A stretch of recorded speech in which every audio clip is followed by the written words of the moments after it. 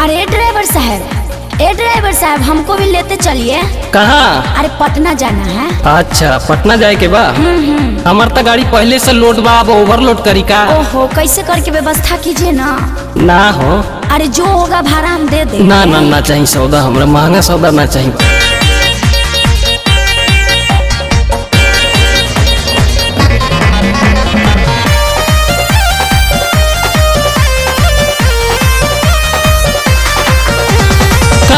के बारू पैसेंजर जान, देखे में लागेलू डेंजर सामान,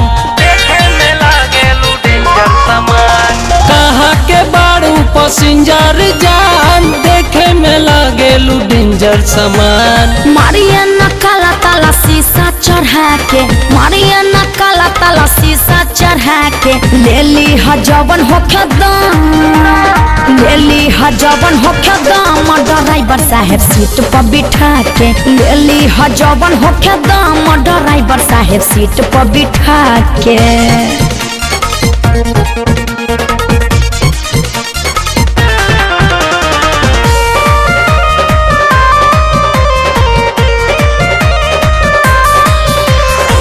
में जुर्माना भरवाएगी क्या, चुम्मा के चालान कटवाएगी? जैसन सोचत बाड़ा वैसन हम करब ना हो, कबो तोहर नौआ हम धरब ना हो। थाना में जुर्माना भरवाएगी क्या, चुम्मा के चालान कटवाएगी? जैसन सोचत बाड़ा वैसन हम करब ना हो, कबो तोहर नौआ हम धरब ना हो।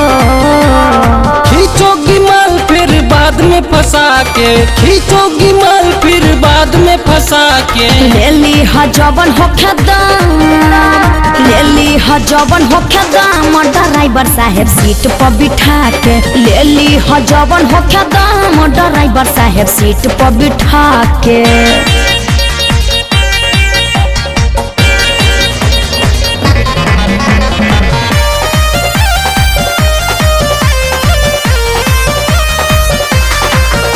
बढ़ेगा परेशानी सावधानी हटेगा, फिर न सटो दूरा घटना घटेगा। झूठा हो के टेंशन में बाड़नू हो, पावर ब्रेक फट से मारनू हो।